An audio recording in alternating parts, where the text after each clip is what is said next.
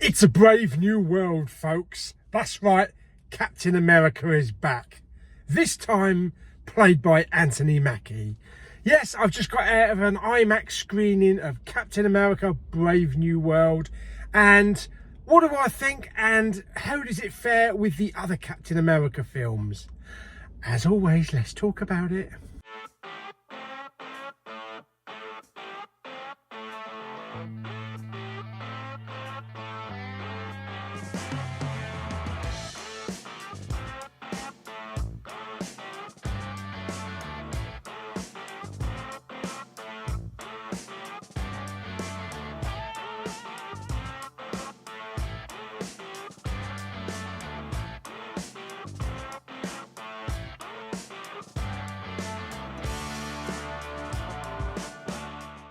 Okay, so we've all loved Captain America from the beginning of the MCU. And of course, with things that happened in like Endgame and that, the mantle had to be moved. It had to be passed on. And although it was passed on to John Walker for a little time, finally Anthony Mackie gets his big screen adventure in Brave New World. It's a kind of like a bit of a combination of a lot of the previous MCU films into one. It tries to stay a bit more focused land-based. You kind of like Winter Soldier, rather than out exploring galaxies and aliens and all that kind of stuff, you know, different races. Without getting too much into the story and giving away any spoilers, there's this new material called adamantium, which is even better than vibranium. And it's all about getting their hands on it, America getting their hands on it. President of the United States, Harrison Ford, trying to build a treaty with other countries. But of course, the president's not the only one trying to get his hands on it. Now, Harrison Ford, who's playing Thaddeus Ross, who was previously played by William Hurt back in The Incredible Hulk. Obviously, William Hurt passed away, so they had to recast. I think Harrison Ford did a really good job. I sometimes wonder what this film might have been like had William Hurt not passed away, and whether it would have been a little bit more free-flowing, and a bit more emotional when it comes to certain scenes. But that's not to take anything away from Harrison Ford. I think he did a really good job. Anthony Mackie is on top form as usual. His suit has been given a nifty little upgrade, courtesy of Wakanda. And it reminds me of when Tony Stark upgraded his suit with all like nanotech and all that kind of stuff.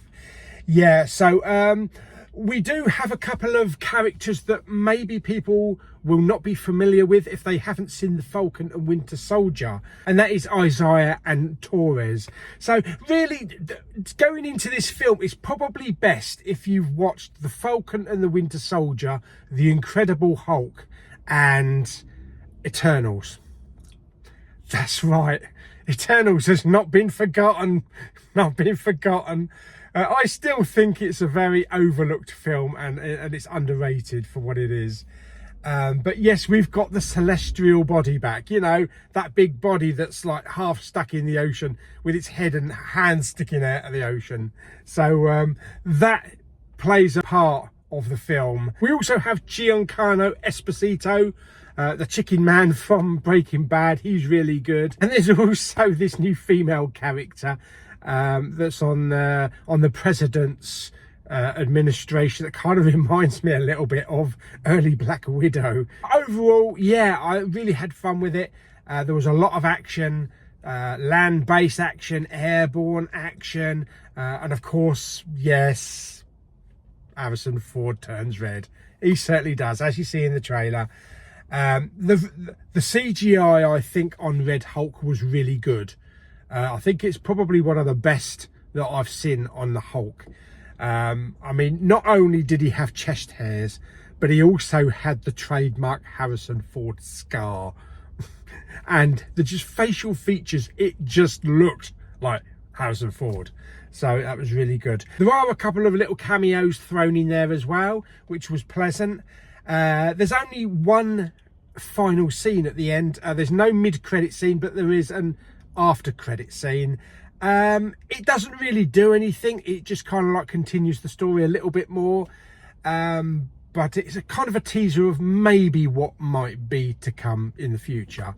So there we go. So, oh yeah, and Cineworld are doing some really nice posters, thick posters. I grabbed a couple of these. Look at this. This is nice. This is like A3 size. It's really thick card. Yeah, so they just had stacks and stacks of them. So I just grabbed a handful there. So yes, that's Captain America Brave New World. As far as all the other Captain America films, I would still say this is the weakest of all 4 Captain America films now. It's not to say that it's bad or that it's not as good. It's just it's different because of where we are in the MCU and the characters that are involved. But it's a brave new world, and it's a brave new start. So hopefully we can see more of Anthony Mackie in the future MCU films, you know, dominating this role and working alongside the Avengers and other characters like that. And it's really pumped me up now for Thunderbolts as well, because I think that's going to be a really good film. That's going to be a really fun, comical MCU film with lots of action. So, and I'm really looking forward to seeing John Walker again. I love that character in The Falcon and the Winter Soldier, and you know, just having Wyatt Russell on the screen is just something you don't get too often. Yeah, fantastic. Okay, so rating Captain America Brave New World, I'm going to give this one 8 out of 10 because I really had a good time with it. Never boring, never any slow moments, good character moments, lots of action, and yeah, and a few surprises thrown in there. So 8 out of 10, definitely. Fantastic. I saw it in IMAX, but there was an opportunity to see it in IMAX 3D, but that's later on in the day. There's a couple of performances. So I might actually come back next week maybe and watch it in IMAX 3D. But if you get to see it in IMAX 3D, let me know down in the comments, is it any good? What's the conversion like? And is it worth seeing in 3D? Fantastic. So hope you enjoyed the video. If you did, like it by giving it some thumbs up. Don't forget to subscribe, comment and share. See you on the next video very soon. Bye bye.